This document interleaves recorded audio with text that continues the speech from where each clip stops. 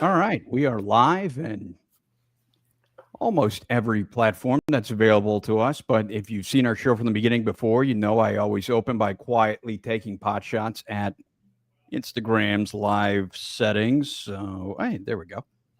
All right, day before Thanksgiving, November 26, 2025. Larry Mastropieri, broker, owner of the Mastropieri Group, alongside myself, John Laws, and Larry. We have plenty to be thankful for this year, and certainly people in and around South Florida have a lot of that as well.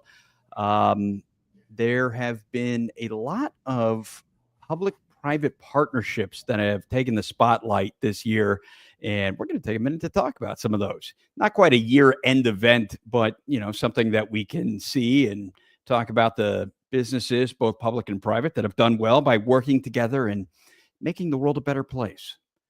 So we'll start with that. And South Florida cities are turning to public-private partnerships, you may be aware, to build projects they could not normally afford on their own. Today, we break down the most important ones and what they mean for local neighborhoods. Okay, so we're going to kind of just hop all over Miami-Dade, Broward, and Palm Beach County here to touch on some of these projects. Now, if you're not down with the lingo, they call these public-private partnerships often P3s. So we're not referring to PlayStation or anything like that, but P3s are long-term agreements where a city or county teams up with a private developer, right? The public side typically provides land or long-term leases. Now, the private side handles the financing, the construction, and the operation. So cities often use P3s because they allow multi-million-dollar projects to move forward without raising taxes or issuing large bonds. God knows we prefer to have nice things without those.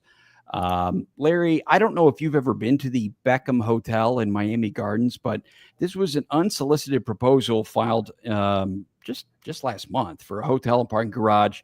It's near Hard Rock Stadium. So it would be adjacent to a new performing arts center that the city is planning at the 3.5-acre site that's located at 18600 Northwest 25th Avenue. Now, there have been prior stadium area hotel plans, but they've stalled in the past because of financing gaps. Anytime you're able to put up something nice next to a site like Hard Rock Stadium, I'd imagine that'd be great. Not to mention, I would think, not knowing anything else about this necessarily, that with, the World Cup just around the corner, that, my God, you'd be trying to put these things up because you're going to have a lot of international visitors watching matches at Hard Rock among so many other venues in North America. So it certainly makes sense. What can you tell us about this?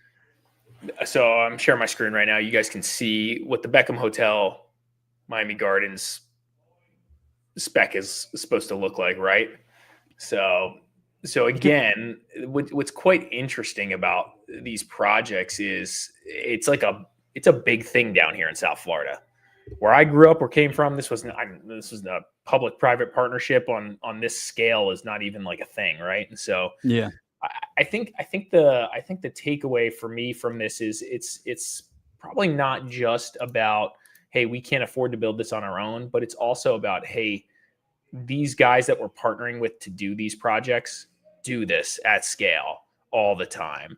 And so you have like real developers with real deep pockets that almost give you that security that this thing's actually going to get done. Right. And so I think that's a big piece of the puzzle, and why these P3s are becoming pretty popular. But this one, we'll run through these relatively quickly, but this is let's see, the center would span 119,000 square feet, leaving 33,750 square feet for the hotel and parking.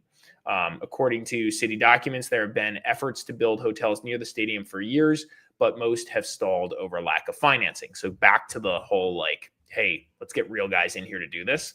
That's the thing, right? And then it always becomes a fight, having grown up in the state of Missouri. Hell, the Kansas City Chiefs are going through this ordeal right now. Arrowhead Stadium's been around forever. They want to build a new one. You can call the owners greedy because they don't want to, finance it, because, they got the leverage. But then in order to make it happen, they're not just trying to tax the Kansas City area. They always try to get the whole state involved. Where then, on the other side of Missouri and other places, they're like, well, wait a minute, I don't want to pay for this crap. I'm not coming 3+ hours over to come watch you. So yeah, I can understand that argument. Benefit. Yeah, I can understand the benefit of having, private partnerships get involved, since I can't help myself with, bringing in examples from sports. That's just where my brain goes. In Texas, for example. Yeah, there's obviously the public piece is an element. We're seeing this in Boca Raton, private public partnership to build out the 33 acres, and then there's like all these people flipping out about it. So it's not always. Why would they flip out about it? It's like away from everything. That's what you build. That's where you build football stadiums, away from everything, because then you got all the parking around it. I mean, people do that on purpose. Yeah, especially if it's not always, if like you structure a good deal for the community. I think that's what it's really about. And all these projects have different structures, but like a lot of these are, it's the land that the city owns or the public owns, and they're leasing it for free in some cases, or selling it and giving some tax deference of some sort, or the city is giving some kind of deal. Which obviously affects taxpayers, and so it's, to me, it's not the biggest burden on the taxpayers always, but that depends on, I think it depends on the deal, right? So, but we'll keep it moving, because you and I will be talking about these all night if we don't. So the next one on the list here is the landing water taxi terminal in Fort Lauderdale. Which again, I think is pretty cool. I'm pretty pro this. Here's where it's supposed to be, right here. So if I zoom out a little bit, so another water taxi terminal, which is pretty cool. And this is the proposed look of what it is. And it's a 21,589 square foot water taxi hub right there. The $10 million project calls for 8,600 square foot building and 4 levels that would include a ticketing and visitor center on the ground floor, a restaurant and bar on the 2nd and 3rd level, plus a rooftop event space. Yep. So that's kind of neat. Right. And then we keep it moving here. And we don't have to like show you every single one of these. No, we can. But I mean, a lot of these are Miami, I noticed too. There's a lot of Miami-Dade projects. They got this one. This one or the next one we talked about, Miami-Dade Regional Multi-Sport Park, Doral, a 47-acre multi-sport park west of Trump National Doral, up to 7 tournament soccer fields, a field stadium, 8 pickleball courts, and 5 tennis courts. Which is interesting. Paddle X. This is the one you and I talked about recently, right? Which is like a huge project. Paddle X. The $280 million sports performance hub in Homestead, and the Fort Pickleball Complex in Fort Lauderdale, and Miami-Dade Regional Multi-Sport Park Complex near Doral. These guys have done this recently. In recent years, South Florida officials have learned more on the public-private partnership to finance and develop major works, including sports projects. So those 3 are, just to name a few, additional projects that have already been knocked out. And so this is just yet another one that's kind of moving along here. It seems like there's a handful of these sports performance hubs. Oh, I was going to say they're all about sports, because again, it's just, that's what I often think of when it comes to public-private partnerships. It's, in order to make them happen for a number of reasons. Yeah, because that's a big deal, big piece of land. You need the whole team rowing. Help me help you. Yeah. And then you have Napster Studios. You and I have gone over this ad nauseum, but it's a 162,000 square foot film and content campus in Fort Lauderdale, which is really cool. It's built on a site that was designated a Superfund landfill, and is currently vacant. And they're supposed to bring in thousands of jobs and increase the area's economic output, et cetera, et cetera. And so this could be super interesting long term. And so the city basically said, hey, we'll give this land to you for free. Basically, they're leasing it to them for 50 years at $1 a year. Yeah. So again, just doing it, just doing because it. They have to charge them something for it. Yeah, right. Exactly. So this is the, but again, they're getting nothing from it right now. Yeah. and the whole area over there could use that. So, Oh, all right, it's South great. Dade. If it comes to fruition, I think it's a terrific idea. Yeah, it's more industry for South Florida. It's Mhm. it's great. They should push it along. They should do it. I can't think of a better project for that location. If Napster wants to do it and can execute, that's good. South Dade Government Center housing, Cutler Bay. So, this is a Terra Group project. They proposed 724 workforce units on county lease land, right?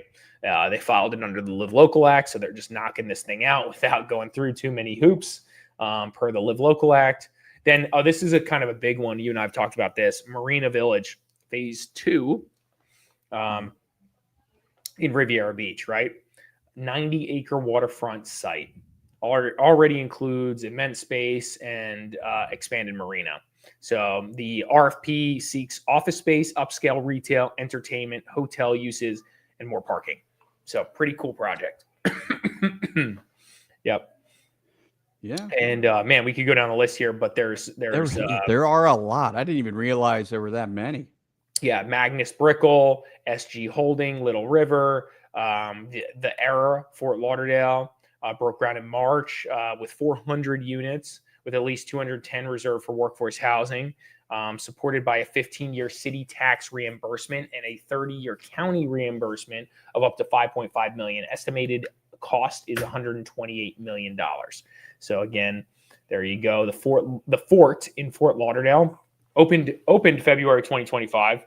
43 pickleball courts, suites, dining, retail, live music, game yard. Marketed as the world's first dedicated pickleball stadium. Pretty epic. So again, these public-private partnerships are happening a lot, and there's more to come here in South Florida. So they have a bunch of proposed ones that are in the process. There's just a ton here. Yeah, there are a ton. And let's move on to our boy Ken Griffin. I know. So I guess some billionaires they tried to build rockets. I feel like certain billionaires, some like Elon or Jeff Bezos, like maybe they're trying to compensate for something. But then now you have Ken Griffin too, seeking approval for Florida's tallest office tower. A new 1,000-foot tower could change Miami's skyline yet again. So this is what you need to know about the project and how it may impact Brickell, because, it's not like Brickell can keep adding stuff. Billionaire Ken Griffin seeking county approval for a 54-story, 1,000-foot office tower in Brickell. It would become Citadel's global headquarters and include a hotel, offices, and retail. Now, the site spans 4.72 acres along Brickell Bay Drive and Brickell Avenue. Miami-Dade will review zoning requests tied to transit shoreline rules. If approved, the project could influence jobs, traffic, business growth, and the region's skyline, you think. The project is just massive in scale. Again, it's like, I don't know, Ken, trying to make up for something. I find it interesting that, for all the tall buildings, man, it's like real. It's not even like a New York thing. We keep talking about the past couple of weeks with the political shift that maybe we're getting more New Yorkers down here, so on and so forth. But that didn't mean we had to turn South Florida into New York. Because that's what I think. When you think of incredibly tall buildings, you think of like New York, Chicago, whatever. And I was just going to say Ken's from Chicago, so and Ken left. Well, that's where I think he had Citadel, right? If I remember correctly. Yeah, that's correct. Correct me if I'm wrong, but wow, he left Chicago, and he's, I think, rubbing it in their face a little bit, because this isn't the only project he's rocking on, right? He's a big believer in South Florida. That private marina he's doing down there. Yeah. And a private school, like all kinds of stuff. 1.485 million square feet of office space, 212 hotel rooms, 24,000 square feet of retail, restaurant space. Wow. Yep. Wow. 1,420 space garage to the west. The FAA approved the height of 1,028 feet in July. Here we go. He's on his way. Miami-Dade County staff recommended approval and noted a voluntary $3 million contribution from the developer for the new crosswalk, traffic improvements, and stormwater.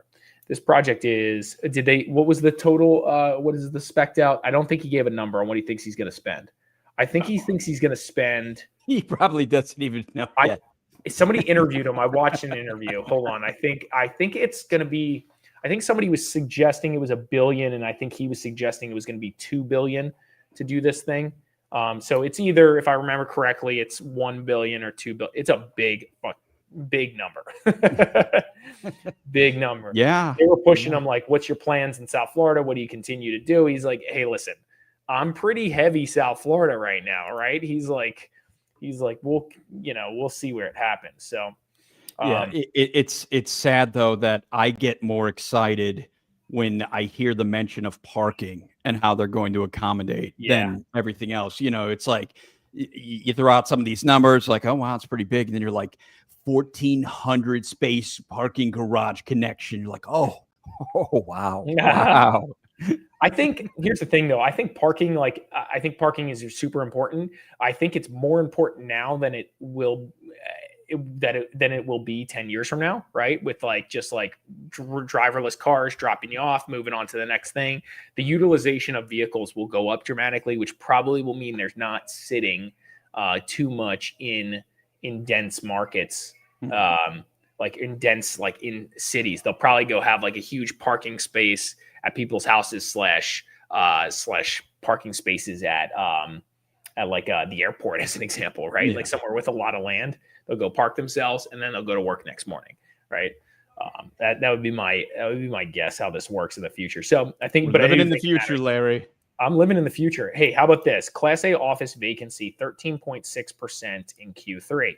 So I don't know how to think about that. Yeah. I don't know if that's a lot or a little, but I would say it's probably fair. And clearly this guy's ready to build this massive thing. Yeah. Well, like you said, that was a very good point. He's definitely rubbing it in Chicago's face a bit. Yeah. They must have not given him what he wanted, and that's how he rolls. Now I keep thinking about, like professional sports team owners, when the city doesn't go along with what you want, what do? They move the team. I know, I've lived through it. Yep. Yeah. Oh, here we go. So to answer that question, the vacancy in the national vacancy is about 18.6, right? With asking rates around 32.79 cents per foot. So we're talking $92 to $93 per foot here at a 13.6 vacancy. So while prices are obviously bananas, the vacancy is still lower than relative, at the national average. So that's kind of explaining why these there's still demand for this stuff, and it attracts real players. So yeah, and kudos to all the parties involved that continue to do enough to keep that level of interest to the area. Yeah. Here's something interesting too. Tallest office buildings in Florida. Panorama Tower, Aston Martin Residences is number 2, Four Seasons Hotel in Miami, Southeast Financial Center. All of them are the highest one is 869 feet, and we're talking over 1,000 right now. So he's going for it. Yeah. Good luck, Ken. I think you should do it. I'm pro get this done. Maybe everybody doesn't agree with that, but let's leave it at that. I just know my last thought, not to be the Debbie Downer here, but I know we have done stories talking about subsidence affecting buildings, particularly tall ones in coastal cities, not just in South Florida, but around the world, that these skyscrapers start to sink into the ground. And how does Florida respond? We're going to go over 1,000 feet now. Let's just, we're going down with a huge tower. All right. Hey, just pour more concrete. I right? guess. I mean, pour more people who concrete. do this stuff for a living, they seem confident enough to throw this stuff out there. Yeah. Let's talk about this is kind of interesting. 12 South Florida development sites that are in bankruptcy or foreclosure. A dozen development sites across South Florida are now in foreclosure or bankruptcy. Rising costs, higher rates, and slower rent growth have pushed several projects to a standstill. So I know we just talked about these epic projects, but not everything is working in South Florida like it used to. That's for sure. We're seeing little cracks in the foundation here across South Florida. This is just the big examples, and I found this kind of interesting, which is why I wanted to talk about it. Just because we're always talking about how South Florida is doing its thing, it's killing it, but there's stuff that's not working, and the market is changing, and we are in a cycle, and it's not perfect right now. No, let's just kind of run through them, but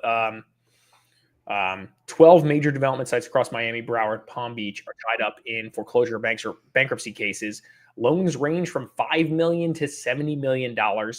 Developers are citing rising construction costs, higher insurance, and tighter lending rules. Slower apartment rent growth has reduced the financial incentive to build. Most cases remain active with no final outcomes yet. So kind of interesting. Let's see here. In August 2025, Florida's commercial property insurance market hit another breaking point. Premiums for office buildings, retails, and industrial properties surged 20 to 30% above national averages, fueled by repeat storms and high litigation costs. So we're still dealing with this insurance thing. I know I have. That's not going away. Yeah. Yeah, I've mentioned. I think there's a for the residential side of things. I think there's a little bit of a break on the horizon. Maybe a year from now, it seems like things are headed in the right direction, but for now it's not perfect. So yeah. So, and here's the recent data shows material prices increasing sharply between mid 2024 and mid 2025, with wood, drywall, steel, and concrete each up about 5 to 8%. Yeah. So okay. So they're claiming these things. I was talking to a contractor, saying that the big way to incentivize construction is to get that concrete price down. That was the big piece of the puzzle. He was saying that's like a good percentage of the build cost for any of these bigger projects. I don't know if that's true or not, but that's what he was saying. And so, just materials in general, you've talked about it several times. It's like we keep looking for all these solutions to bring down housing costs, to kind of sort of reinvigorate people buying in the housing market. But it's like, man, when they cost so much to build, it certainly presents some major challenges. Sure. Yeah. It's a thing. Here's the list. Legacy Hotel and Residences at Miami World Center. That's a big project that's struggling. The lender filed $31.96 million foreclosure lawsuit in July. The borrower countersued. Construction is currently stalled. This all sucks for people who are living in the city. This goes back to like when you choose somebody to do something and you make the bet, you want some level of certainty that they're going to get it done. And so track record is important. And some of these guys have a real track record. Some of these guys have a history of bigger problems. Magnolia Park was another one, $32 million foreclosure case. And that's on a 52.3 acre site tied to Don King. I know. That's what I said. It's like, you can't escape Don King. Don King's getting this done. This is happening. This is one we've talked about. Main Street at Tuttle Royal Palm Beach. This was his big project. This guy, we've seen him pop up here and there. Not a major player like Related or any of these big boys, but he's popped up here and there, and he's got a $47.4 million foreclosure judgment. And there's a Chapter 11 that was filed in September. So, well, this is what it's supposed to look like. This project is supposed to be awesome. It's supposed to really change that area and be, a big draw. But unfortunately, this guy's not getting it done right now, and so he's messing up. Nativo, Fort Lauderdale, if that's how you pronounce it, another $122 million foreclosure lawsuit. 340 Biscayne Bay, which is supposed to be this epic building. They're filing Chapter 11 reorganization in December 2024 to stay a $70 million UCC auction. which we saw happen at the Mandarin Ocean, right? And our Uncle How are they Grant doing? struck I've a been by deal there in a with while. them. Looks like they're cooking, man. Looks like they're doing stuff. Let's see if Uncle Grant Yeah, gets this I need to thing drive done. by that soon. So we'll see how that goes. But this is happening, guys. This is happening left and right. North Miami Beach, A lot of Miami property. Yeah, well, there's a lot of projects in Miami, North Miami Yeah. Beach, and plus Miami's the scene for doing crazy weird stuff. 7 at Lagoon, Miami. So there's a lot of construction projects we're starting to see stall out. And if you're not backed by a real guy or a real company that's doing this stuff, there's a chance that you get hit here too if you're not well capitalized in this game right now. You got to be able to ride this out, and the market's changing. So that's the takeaway here. Oh, this one. Let's talk about billionaire Larry Ellison. Yes. Buying Lion Country Safari for $30 million. Why go on a safari when you can bring a safari to you? Larry Ellison is building a little dome of everything he wants in Palm Beach. That's what's happening, right? This is his world. He'll never have to leave it ever again. He has a safari. I hope he's not doing it just to turn it into his own private, hunting ground, because to shoot endangered black rhino just to get the horn. Like he's one of those dickhead billionaire hunters that will be posing with an endangered species that he just mowed down that had no chance. Yeah, he's hunting big game in Palm Beach now at Lion Country Safari. That's like what a cartoon villain would do. Yeah. So, and by the way, for people who don't know, Larry Ellison has been buying stuff on Palm Beach Island. He's one of the wealthier dudes in the area, without question. Briefly this year, he was the richest man in the world. Right. He overtook Elon for a day or two. Yeah, which is interesting. So he's Oracle's co-founder, right? And the world's third richest person with a net worth hovering around $250 billion. He purchased the O Hotel, right? We talked about that a little ways back. He did a big renovation there. Now he just picked up this Lion Country Safari, which has traded hands for the first time in 58 years. I was really surprised when I saw this headline. I was like, this is wild. Yeah, family owned. So he must have, first off, I think he has a history of stuff. I think it says it here somewhere. The park says animal care, conservation work, and daily operations will continue without change. It's a 254-acre park and has been family owned since 1967. I've been there. I've fed the giraffes. I was and I wasn't that far from there for a while, and I didn't know. I never went. Yeah, man. So it's in Loxahatchee, right? Yeah, it's in Loxahatchee, right off Southern, as you head towards towards Loxahatchee from West Palm. Yeah, as you head out west. Ellison already owns, recently opened a conservation center in California. Sounds like he's getting after this conservation thing. That's what I heard. The sale raises questions about future investment, long-term plans, and the impact of the surrounding area. For anybody who wants to know, we were just talking about location. I can share it with you because I have the map here. So this is Southern Boulevard right here. And this is Lion Country Safari, all built in. And so basically you kind of come in and then you drive this Lion Country Safari road, and there's just tons of safari animals. Yeah. All along this thing, really cool. Just run around close to the car, all that good stuff. And then you kind of end at the end over here where you can feed giraffes and lettuce and do fun stuff. So anyway, it's a big deal for kids in the area. This is like a big thing, but yeah, we will see what Larry does. Yeah. What does this say? First, the founding Koppel family moved the property into a holding company for $12 $1.71 million. The company then sold the land to LCS Property LLC, led by Larry Ellison's foundation in California, for $30 million. It features herds of species from 6 continents, including zebras, rhinos, ostriches. So it's cool. It's a cool place, and I hope he maintains it and does something special there. That'll be great. Yeah, so I would certainly think so. Just because it's like, when you're the 3rd richest guy in the world, things like that, I'd imagine just seem like a hobby.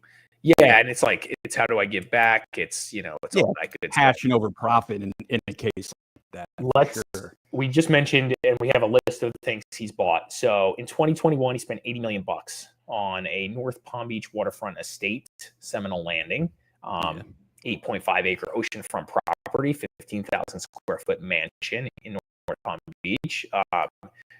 He bought a Manalapan mega estate in 2022 for $173 million, which we've also talked about. He bought the EAU Beach Resort and Spa for $277 million. By the way, this was in 2024. To pay $277 8-acre oceanfront luxury resort, and then to pay, I don't know, $100 million less for like a compound, in Manalapan. To me, it's like, man, I would totally buy. Like, if we're just comparing this, it's like, yeah, this EAU Palm Beach Resort and Spa seems like a no-brainer. I don't know, $277 million. If you just bought a house for $173, right? Kind of. If you're comparing, I'm thinking of monopoly money terms, Yeah, right. Yeah, why not? He bought a hotel there. He bought a shopping plaza too, right? A 10-acre commercial plaza across from EAU Resort. Okay. And they have an undisclosed number for that purchase. Yeah. And looks like he said it likely acquired to control the broader guest ecosystem and future redevelopment options for the EAU district, which makes sense. I think, like, I know what that is across the street there, and it's like, yeah, they'd buy that thing and do something cool there for sure. So, and now buying countries far. That's right. Probably not going to be the Fort Lauderdale hotel that's going to be demolished for a luxury condo, which I know is not very specific, but apparently a longtime waterfront hotel and apartment building on Bayshore Drive could be replaced by a 13-story luxury condo tower. This plan adds new high-end housing, but raises questions about height, design, and neighborhood impact. Doesn't everything? The proposal, called Opus at 701, would replace the Manhattan Tower Hotel and the nearby apartment building at 632 and 701 Bayshore Drive. Because again, if there is property along the waterfront to be had in South Florida, a condo is coming for you. Can't tell you when, can't tell you how, but it is going to happen. Yeah. So this is kind of interesting location, right? So check out where this is. The Galleria is right here. Oh, yeah. Which is like going to be a mega project if something doesn't derail that, but kind of hard to derail it when he's using the Live Local project or laws to build that thing. Most people don't want to do it. The mayor's begging, please don't do it. That's one of the few projects that and I've said it before, we always joke about, what's the complaint? Traffic, But if you look at how that spot is set up, and you essentially only have 2 entryways to that, particular area, traffic's gonna suck. I mean, if you're building 4 massive towers right there, traffic is really, really gonna suck for a while there. Yeah. So anyway, so it is this. We'll digress. We digress here, but we'll talk about Galleria another day again, because they have some updates on that, and it basically, I gave you the highlights. Mayor's begging, please don't do it. The developers just like, we're doing it, we're using Live Local, we're knocking it out. The neighbors are just like, please, Lord, and that's it. And then this puppy pops up right here, basically right across the waterway, yet adding more density and stuff of that nature. So 13-story luxury condo, Opus at 701, the Old Manhattan Hotel. Yep. The developer CNB Contracting assembled the site for $19.5 million between 23 and 25. The tower is planned for 155 feet, requiring approvals and waivers from the Fort Lauderdale City Commission and Development Review Committee. This probably gets done. This isn't as crazy as what we just talked about, right? 54 high-end condos, smallest residences, 2 bedrooms, most common layout, 3 bedrooms, largest penthouse, and 3-bedroom plus. Dens, 13,000 to 3,300 square feet, averaging around 2,000 square feet. The one thing I'd comment on here is I don't know these guys, CMB Contracting. You and I look at this all the time, but I haven't heard of these guys. Not that we know any of these guys really personally, but we've seen them execute, and I haven't seen these guys pop up. And so back to the comment around like, be careful who you get in bed with here, because the world is changing, and there's a lot of people filing for foreclosure and not getting it done. If they're not well capitalized, they may not make it. And that's just a comment because I don't know who they are. They might be the right guys for the job, and just commenting. They've done the work. They've assembled the parcels. So we'll see where that goes. Okay. Yeah. 114 parking spots. That doesn't sound like much. Yeah, but they only have 54 residences, right? Oh, so true. it's like 2-ish parking spaces for each resident, or each room, or not room, unit. And so yeah, whatever. Yeah, this is a common thing though. Built in 1952 as a corporate retreat for General Motors, designed by mid-century modern architect Charles McKieran. Now his project is getting demolished. Yeah. Rest in peace, Charles McKieran. Yeah, it was renovated in the early 2000s with over $1 million in upgrades, and that's not really a lot of money. Okay, compared to what these guys are spending on these construction projects. Became a regular stop for architectural tours and highlights on the Intercoastal Water Taxi. Well, no longer. It will be knocked down. Sold in May of 2025. Closing one chapter and setting up the site for potential redevelopment. That's it. All right. We're going to talk about some of the related projects, or are we moving on to how airplane routes and noise affects home prices? I think just the final comment on this is just, there's obviously similar projects kind of popping up here left and right. Celine in Fort Lauderdale, the residences of Pier 66, how do you say this? Auberge Beach Residence and Spa. I can never pronounce that. Auberge. I never pronounce that. And then, so there's a number of these projects happening. There's a lot of them getting done. There's some that aren't getting done, as we talked about earlier. So they're all exciting. This area is just in massive development mode. So there are no setbacks here. But this national study, I found this one to be kind of interesting.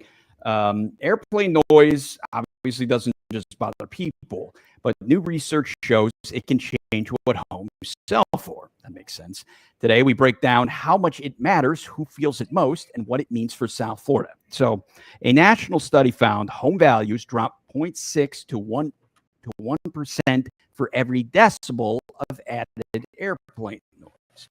Now, homes exposed to frequent 60 decibel flights sell at a discount. Yeah, I can see that.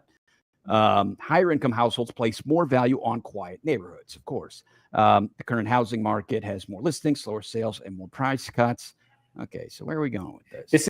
This is a common thing that we talk about as we're selling homes up and down the eastern border of just like Palm Beach County, Broward County, Dade County, because there's a scattered number of airports throughout, right? There's obviously the big airports like Fort Lauderdale and West Palm Beach and Miami, and that's like pretty obvious. I don't from my perspective. Palm Beach is that big though. I mean, it's not that big, but there's still by it tomorrow. I mean, it's just not. There's still enough like where it's like, okay, these planes are coming in right overhead, right, and or taking off above. And so, like, those are big boys. But the Boca Raton Airport is an example, or FSC, or the Pompano Airport. What we've seen a lot of is like when people are shopping for waterfront property in that like 1 to 2 million range, or just sub 1 million, right around there, which doesn't really exist so much anymore with the canal.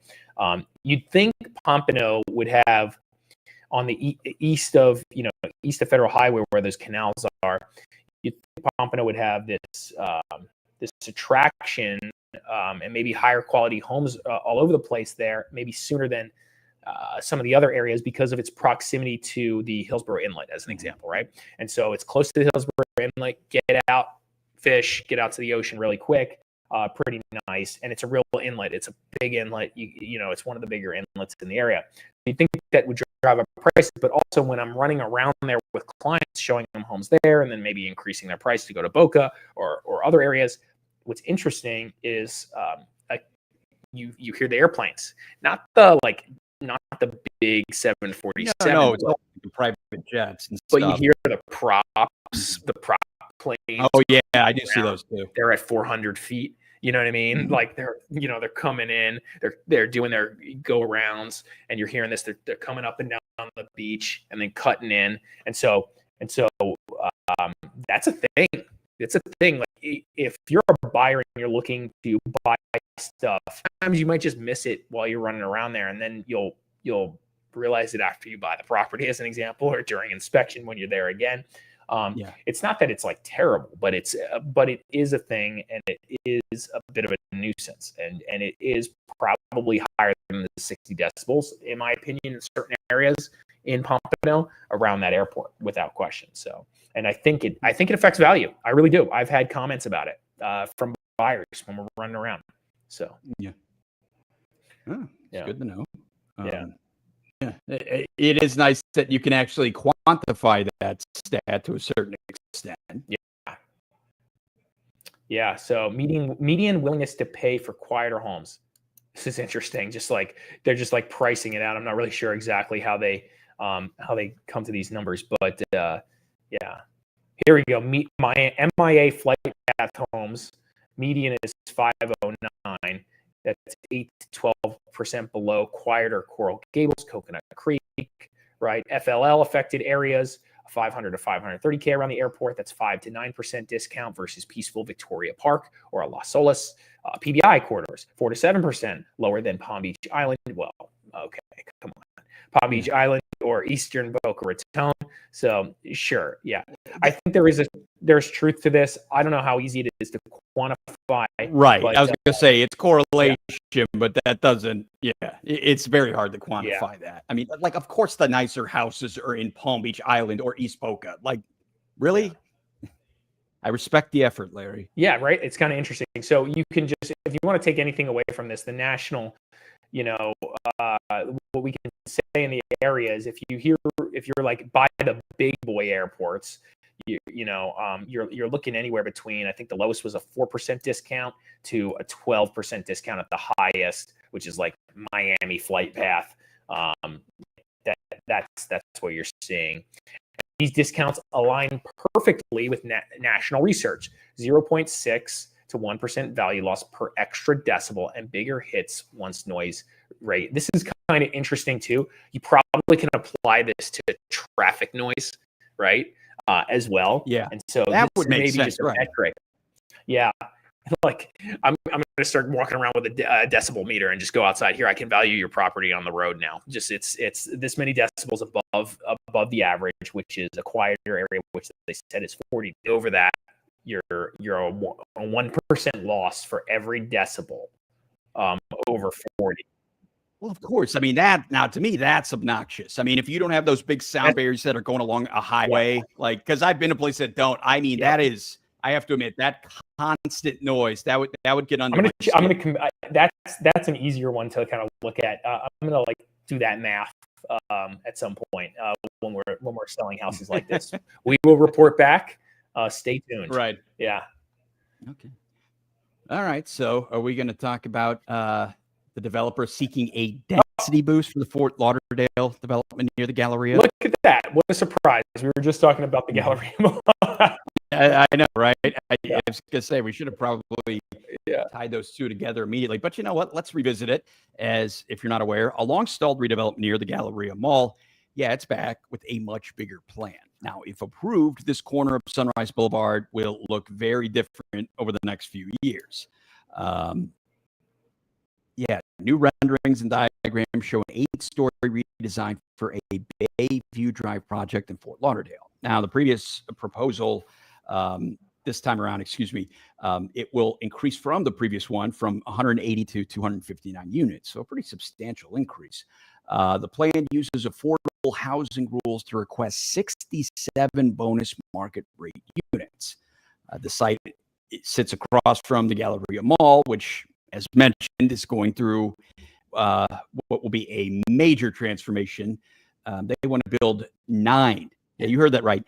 9 tall, 30-story apartment towers, shops, a hotel, and over 3,000 homes, which will actually include 1,200 affordable ones. So that little part of Fort Lauderdale is going to look like a war zone while they try to, I hope they're not going to try to do all of this at once. I mean, God help us all. I would think it would be in phases, right? I would think so. It would make sense to do it in phases. But it's like, I know it's not the same people in charge of all these different projects. So it's like, how does that work? And, does the city say, all right, you're going to go first, you're going to go starting at such and such? I mean, who dictates that? Yeah. So there's one big guy that bought this for 73 million, right? Yeah. Oh, it's not the same guy with all. No, I think he bought the whole thing. I think he bought the whole thing.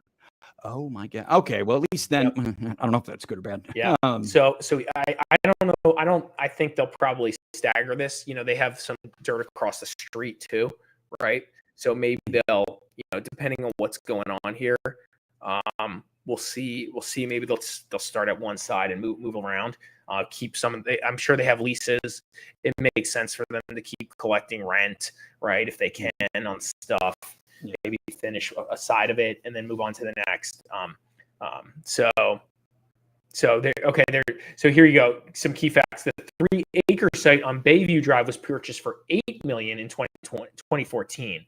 An office building and a gas station were demolished, but no construction followed. So this is what we're talking about right here, right? The original approval in 2024 allowed 180 apartments and roughly 14,600 square feet of commercial space in a 14-story design. Previous approval, 2023. In 2023, the developer received site plan level 3 approval for mixed-use project featuring 2 connected buildings at 14 stories north and 10 stories on the south. 180 residential flex units, 14,000 square feet commercial space, 505 space parking. Yeah.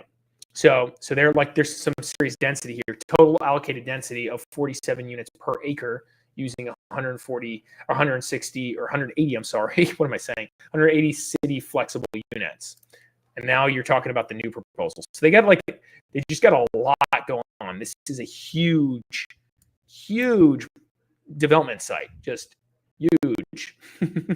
Yeah, huge. Yeah. So this will be very interesting. Okay, and so I was pulling up stuff while you were talking, but it looks like updated application now branded the residence at Bayview consolidates the project into a single 8-story, 81-foot tall structure with a redesigned massing and new streetscape plan. Core details include 259 residential units. So that's more units, much more density. 12 affordable units. Okay. Qualifications for up to 72 market rate bonus units. Okay. A lot of details there. 566 parking spots.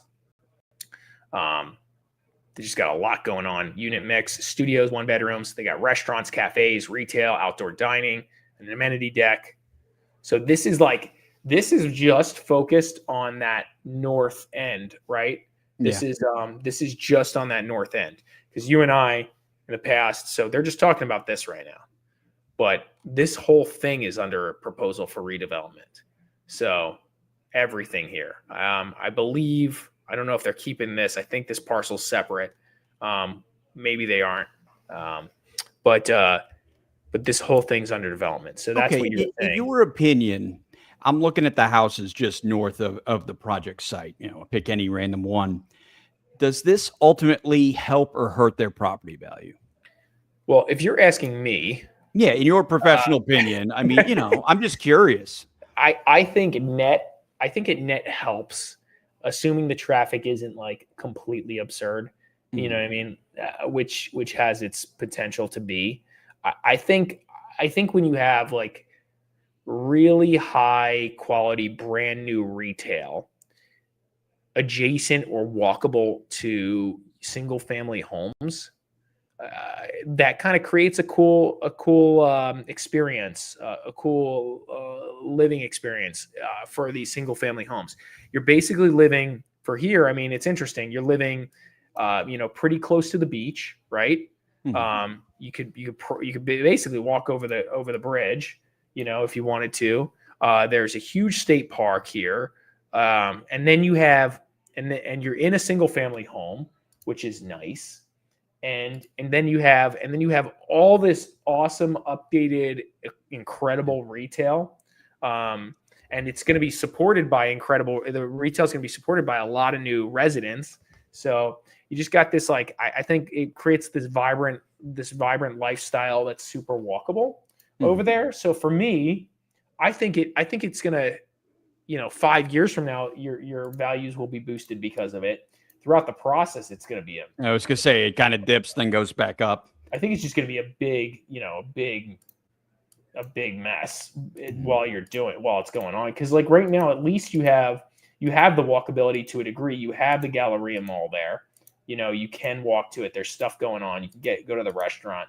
So for me, it's like, I don't know. Sounds like a possibly an interesting play to buy real estate now. And maybe a single, like, I'm kind of inclined to say, like, buy the single family home thing now, and then kind of let it sit and own that thing and rent it out or live there and then ride that wave if you're willing. By the way, the cheapest home I'm seeing, just for everyone's benefit, in this neighborhood, because that's what I'm doing while I'm ranting here, is the cheapest home over there is 1.199 million. Oh wow! Right? Okay. And there's homes as high as 39 million in this sector, just for context, like just to show you what I In did. that neighborhood? No kidding. See right here. So like they're right on the water, I guess. on the south end of the neighborhood, north end of the neighborhood, there's a handful on the water, obviously. Yeah. But if you take, I'm sure this is like a dry lot. Where is this? Okay, so this is, oh wow. All right, so this is right. Maybe this is why this backs up to the Galleria Mall. Maybe everyone knows. So, but maybe there's a deal to be had on something like this right now. And maybe long term, this is kind of cool. This is the most walkable rental ever, right? I don't know if they offer Airbnbs in this area, but if you can Airbnb, my understanding is you can. We've worked with some clients that do it here, but like, again, like it could be an interesting Airbnb play long term here. There might be a way to develop 2 townhomes that back up to this if you're a developer. There could be stuff to do here. The dirt relative, like, to be almost on the island, like, and almost walkable, is kind of interesting. And then so like, okay, so this one's not too far. Let's see what a 3.265 property looks like in the area. So I mean, you got some. So I can see why the neighbors are probably up in arms over this stuff, because these are relatively well off properties. Well, that's why I'm just trying to picture how much hand wringing is going on behind the scenes and stuff. Like if the neighbors are I don't think they're going to be able to stop some of this. Like, some of this is happening. I mean, this is pretty sweet. Look at this thing. Yeah, that's beautiful. $40 million. Yeah. All right. Wow. They turfed the entire property. Holy smokes. That's a lot of turf, dude. Dude, like a helipad. That's a helipad. Oh my God. Well, that's pretty cool. Yeah. That's a new one. I haven't seen. Wow. Look at this interior. Holy smokes. Hold on. Let me see if I can. Yeah. Look at that interior. That's ridiculous. So this is a very unique and special house. I mean, look at the stonework on the exterior of this thing. Okay. Look at that thing. Wow. So I can understand why there's resistance here. On the other hand, like a vacant lot, you got to put something there, because otherwise it's like it's equally gross, or substantially more gross than a big building. I think this is interesting long term, because the retail is going to be great, the tenant base is going to be great. You're just going to get great tenants for the for the retail side of things, because it's going to be this class A. I don't know, it'll be a smoothie shop, like a high-end coffee shop. It'll be a really awesome restaurant, or it just will be something just like a really classy real estate office, whatever that is. So anyway, my reaction ready to wrap it up here. Let's go. Let's wrap this up. All right. It's Thanksgiving, so hopefully everyone has a safe and fun holiday. On behalf of Larry Mastropieri, broker, owner of the Mastropieri Group, I'm John Laws of Discover South Florida. Have a great Thanksgiving, and we'll see you on the next one. See you guys.